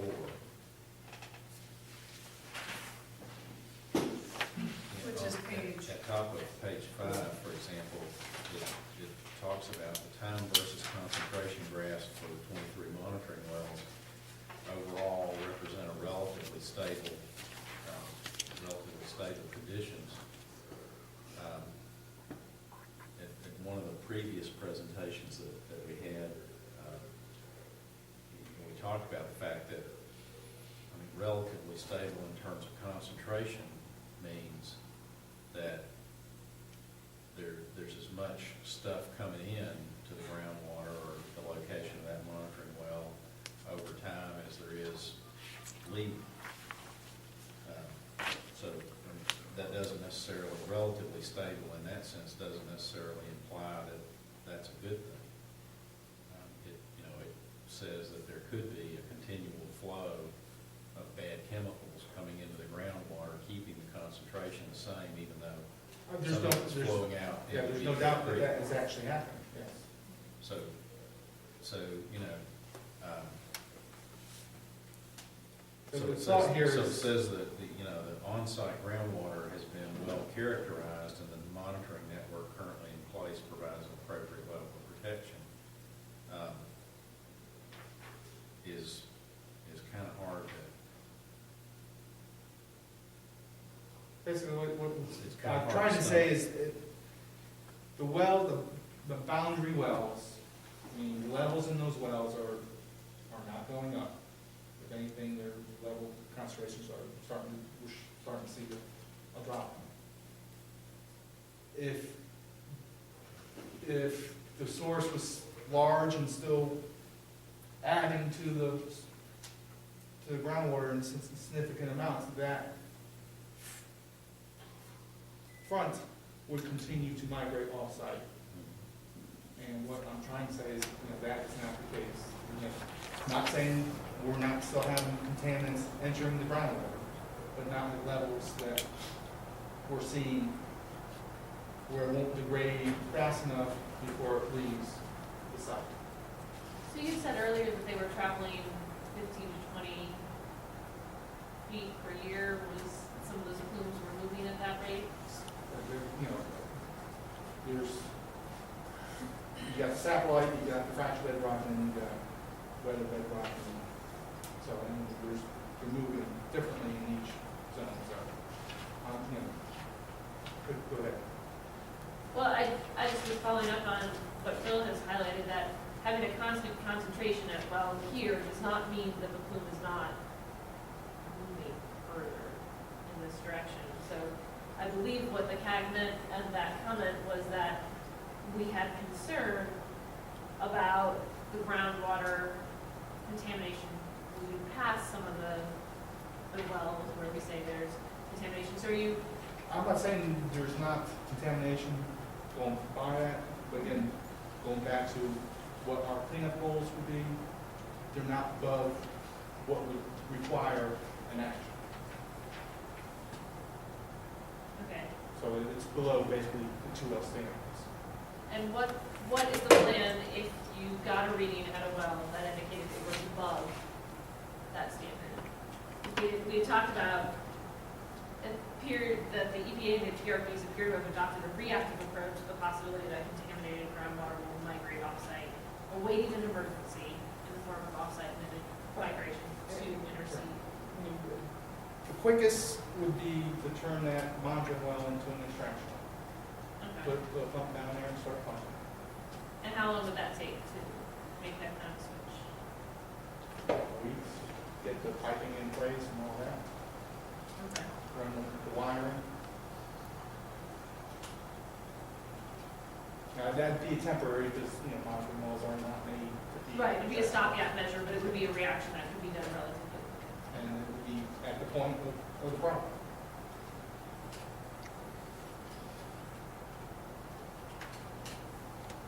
It is about, we have 15 minutes left in our time this evening. I wanted to make sure we touched base on the plans for city water. It comes up at least 3 different times here and in slightly different ways each time, so I just wanted to go through it and see if we could be clear on it. So, that was another one of my questions. So page 5, second paragraph, it says the new water line be operational in October 2014. So did that happen? Yes. Is that what the work that's going on out there now? Along On- Old Tea, On Big Tree. Old Tea Tree. Where they're crossing the No, that's a sewer line. sewer line? No, the water line's already been run along Old Tree Road. And are all the residents off wells at this point and on to city water? That I do not know. So I think there may be somebody who does not want to get onto the well. I'd have to follow up on that. Okay. It would be great if we could get a follow-up on that one to find out if everybody in the community is off those wells. And just to add to that, I think companies are thinking about if they can to run that line through somebody's property up to Rainbow Bridge. Is another thing. so what's the best way, just for us to get exact information about that? About, Then I'll get that from You- the company. okay, thank you. Because it wasn't clear to me, so these shifts were voluntary, I guess. So if I was a well water drinker, did I have to get switched over to city water for these folks? Do we know? You know, I don't know what the language, Okay. what agreement the companies had with the property. So it would just be good to know, I'm privy to that. you know, are there any still well water drinkers along the road, in the vicinity that we hear about? And what else do we want to know? Just, I guess that's mainly it. And where that water line is serving. Yeah, where the and water line What is. is the service of that water line? How far does it actually extend? I think it goes to the guard shack and entrance there. Right up to the boundary. Okay. So, yeah, if we could get the extent and if anybody's still on. You know, and honestly, that was done, and I didn't know it was even being done, so I found that out. When after you say that. Rainbow Ridge, do you mean those 3 houses that were recently built that did have to drill their own wells, or are you talking about the full length of Rainbow Ridge Road? I do not know what the companies are planning on doing. I'll have to ask that question as well. Well, I live on Rainbow Ridge, so I'd like to know. Okay. That seems like an important question then, Yes. for sure. But back to his comments about the time frame of receiving information. Instead of running it through a whole year, would it be possible at some point in time to have like a whole Saturday and it'd be 3 presentations in the morning and 3 presentations in the afternoon? And everybody could come on one day and. I am willing to do that if the public's willing to do that.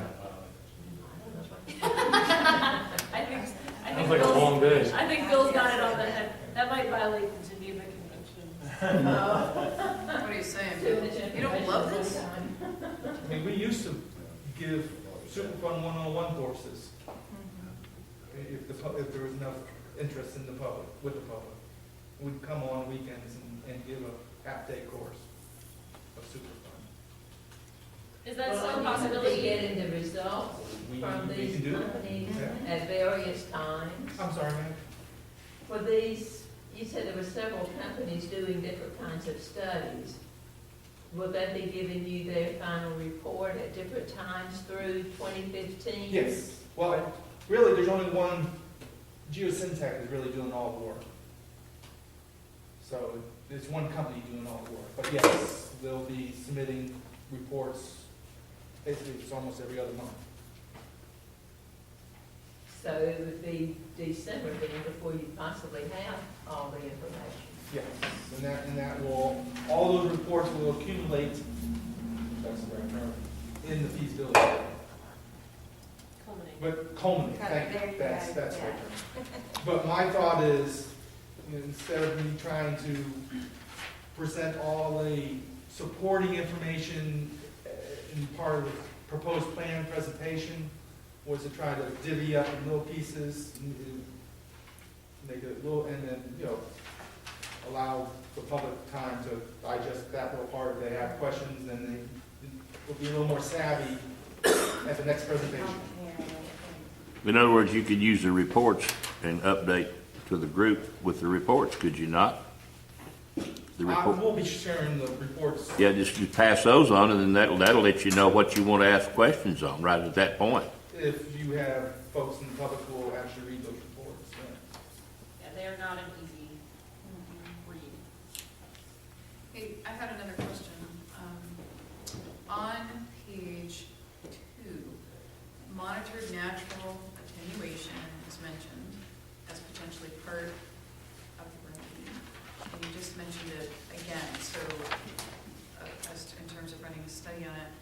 And I haven't looked into it much, but I did notice that in a 2012 Citizens Guide from the Office of Solid Waste and Emergency Response of the EPA, it said that it works best when the source has been removed, which is logical, and that you're wanting nature, right, to kind of take care of it, and you've got an ongoing source. So, and it may be a little premature to ask about it, but what's your sense of that, about the feasibility of monitored natural attenuation when we're not going to take the source out? Or is it too, you need to think about it?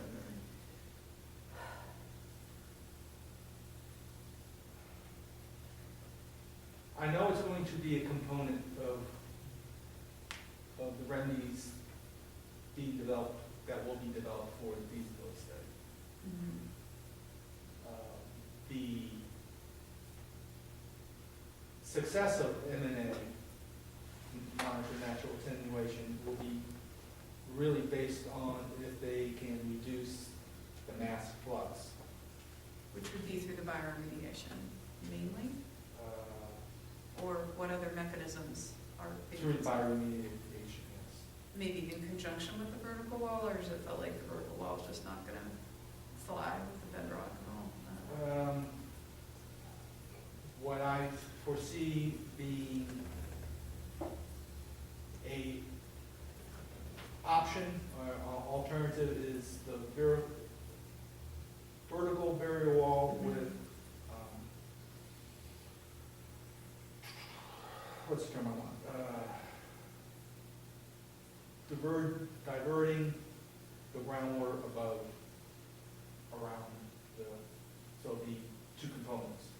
How do you Divert the divert groundwater around the aspid area and then Uh-huh. install. And you do that? Do you divert the groundwater by like dropping a? Probably building basically a French drain and directing. On the surface? Or It'll how? go down to whatever depth it needs to go down. Depth Interesting. it needs So to just go down. steer, so all this effort instead of taking the stuff out. How much does all that cost? I have not seen any process and it's almost like inside. I wonder if we should talk to the community again about But- digging it up. But a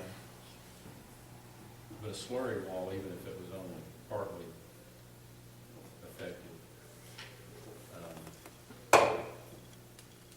still might reduce the mass flow rate somewhat. Is that the same thing as the diversion wall? Slurry wall? Vertical wall. It's a vertical wall. Basically, the modeling that the consultant has done is there is a reduction, but not sufficient enough to accomplish what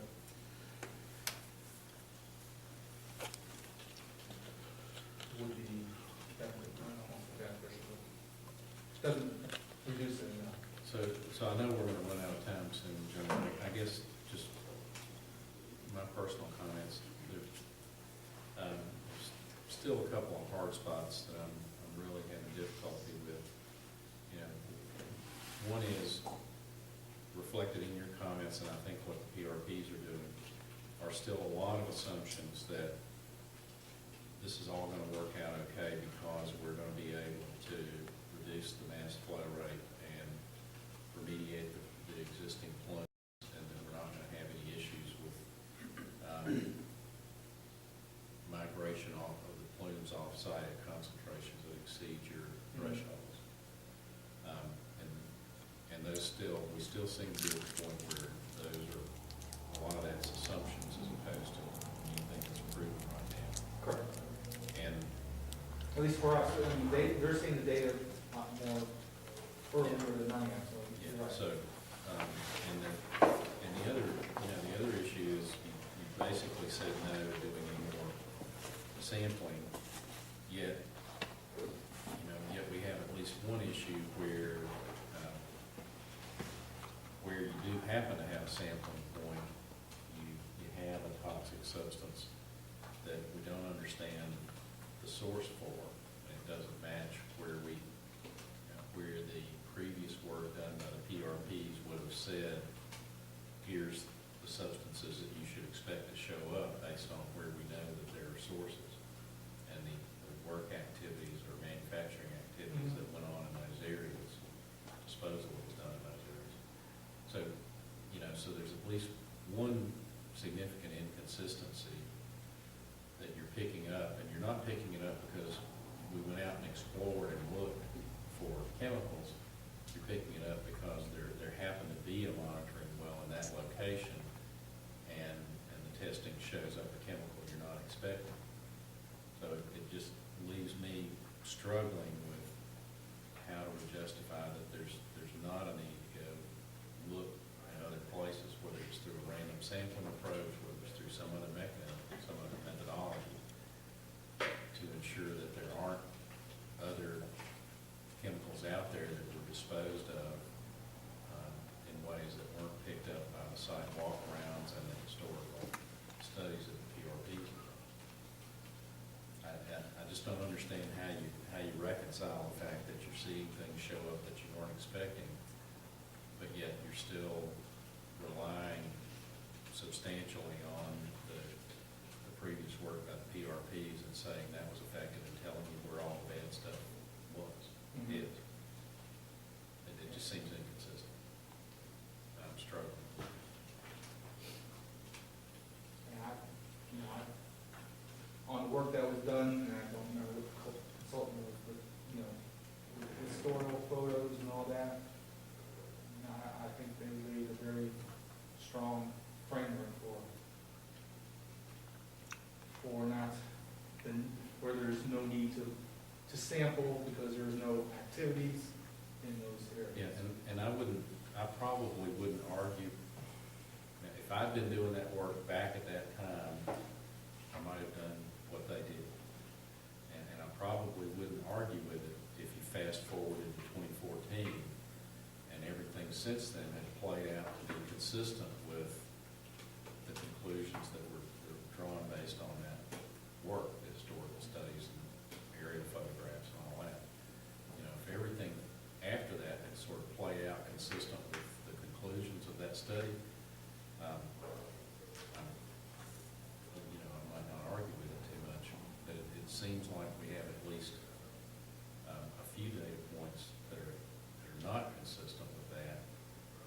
Yeah, but those But are we're also still within relying. the main part of the activities of where the facility was. Well, yeah, I know, but I could also say, well, John, that's because the main part of where the activity was known to be is where we put the sampling. So that's where we have the opportunity to see things.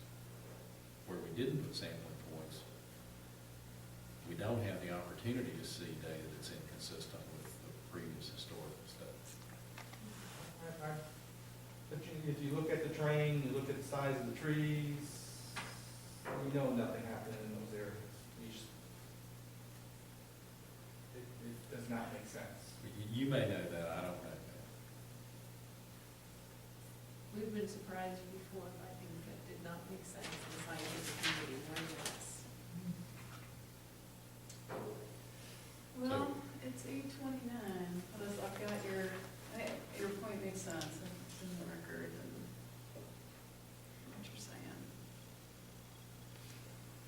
Is there anything else? It sounds like we've got, we're gonna have to get together soon and figure out what we want our next steps to be. Is there anything else out of these comments? I just have one quick question. So, John, can you give me again, just to make sure I'm 100% clear on this, what is the timeline in terms of the redefinition of the site boundary? When will that decision actually be made? That will be made, it will be presented to the public in the proposed plan. So a year from around now. If we go with the current timeline, the dates you gave us, Probably a year from this January, February time. okay. First quarter 16 is Yeah. likely. Okay.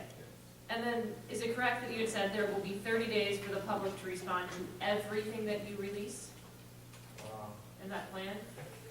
I'll kick myself, but we're required to give a 30-day public comment, and then public requests, we give no 30 days, so it's up, you can get a 30-day extension, so. Okay, because having known what's in these documents, because I have not in those particular documents, but in the previous documents we've gotten, 30 days seems Sure. short, Yeah. very short. That used to And- send them along the line. That would give them- Yeah, I'm sure. Yeah. Hey, That helps too, that John is sharing along the way too, so Sure. it's not like you're. It does. And that was, and honestly, that's one of the reasons why I talked to the companies about coming here, Right, presenting it in pieces, so once that feasibility study comes, you'll know at least. Right. right, You and that can makes a lot of digest sense. it. I totally don't like the idea of doing it 3 in the morning and 3 at night. It's so much information to digest. So, I mean, but, we can do whatever to help you guys. Yeah, I appreciate the suggestion, and I appreciate the request from you, John, to the PRPs to come give it to us in bites, because I think that will help. That when we do want to make comments on a plan, we're not looking at everything for the very first time and trying to figure it all out. If you don't accept the findings of the pilot studies, you're not going to accept the feasibility study. Sure, yeah. right, that makes, Well, that even makes the sense. 2 meetings that we had before, where we kind of broke up that discussion of the boundary redefinition and some of the risk discussions of the 2 pieces was very helpful. Was. Because there were, once we had a chance to have the first discussion, think about it, we came back to the second discussion with some more questions. So it was helpful to us. And so what would be presented in early 2016 would be the feasibility study? Is that what that's called? Yes, I am comfortable with presenting the draft feasibility study, and then the public meeting I'm required to have is on the proposed plan, The preferred which alternative. identifies the preferred, EPA's EPA's preferred. preferred alternative. But we go through the other alternatives, kind of briefly. Yeah. Okay, and so the proposed plan Again, is that's what we were talking about, which is kind of after the feasibility study. correct. But the draft feasibility study is what you were talking about, maybe working through in chunks, essentially, or is that not what you were talking about? You were talking about the results of tests and whatnot, The results that will be used to pull it build together. the feasibility Yep. study. Yeah. Is there a formal public comment period related to the feasibility study too? The only public comment period is on the proposed plan. Is that the same as the record of decision? After The decision formalizes it. After the public comment period, EPA needs to address all the comments received, but that's done as part of the remedial of the record of decision. In response to the summary. Okay. It's in response to the summary. Okay, so one of my questions as regards to that, we can deal with this later because this comes later, but I just like to preview this, I guess, give you this idea, is that I'm a little concerned that sometimes the response to the comments may simply be, no, we're not going to do that. And is that an acceptable, that's considered a response to the comment? So do we have any particular, where does the public factor into this in terms of having any sort of sway or voice in this decision-making process? The newspaper. The media, I mean, is that, Well, yeah, I mean, ultimately, right, political pressure, we don't have a formal authority, it's EPA's job, but. so the EPA doesn't, what I'm asking is EPA doesn't have to respond until the record of decision is made, and at that point, the record of decision It's already signed. is already signed and done, so that seems a little strange. I'm I've never, in a proposed plan, I've never, in a public meeting, I've never seen an RPM just say no. I think they try to, you know, John will have his experts with him to help him answer the questions and help you guys understand why, you know, we prefer this alternative. It's not a selected, it's a what EPA prefers, and then we run it out to you guys. Has the EPA ever changed their mind on which alternative they prefer to public comment? Chemtronics? Yes. All right. And that's why I think it benefits you guys to, you know, get it in pieces and digest it in pieces so Yeah. that you can really have some good On-site incineration substantial. was not acceptable to the public. All right, that's good background information, thank you for that.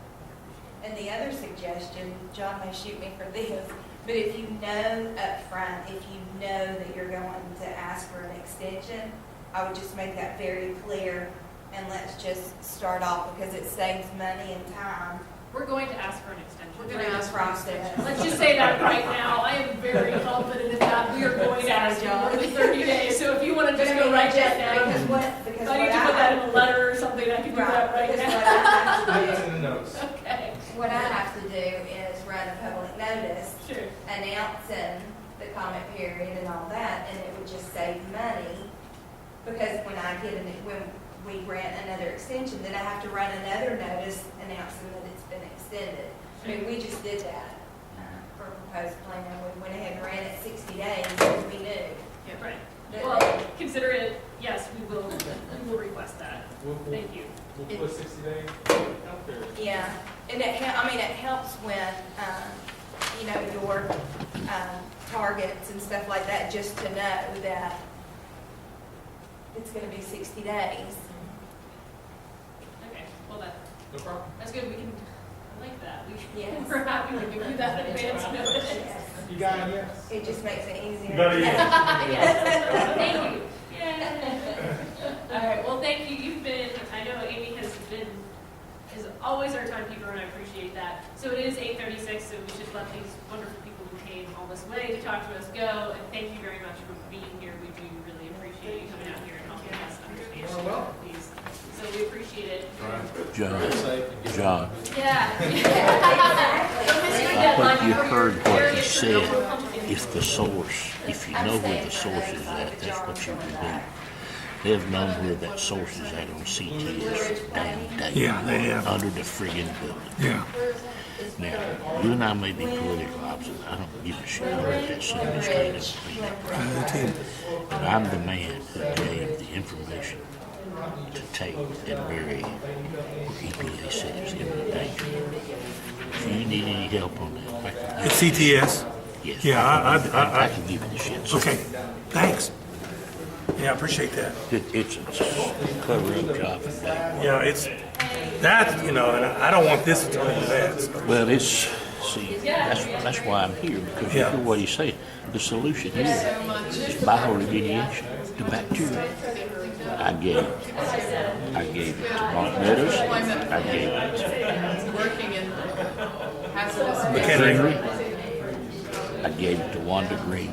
There's a company called Veritech that I went to see about 5 years ago that say they can remove the bacteria that put So in it's, the ring.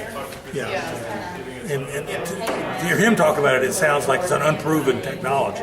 Well, it is simply because we don't know. It's a very powerful. Everything varies so much.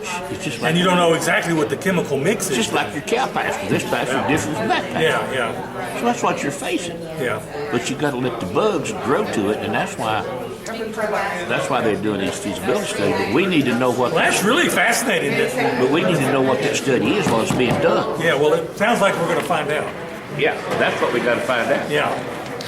You got the power to do it now, so use it. Use it. You know how to get in touch with me. I do. You have a card? No, I can find it. Well, Let me give you my email.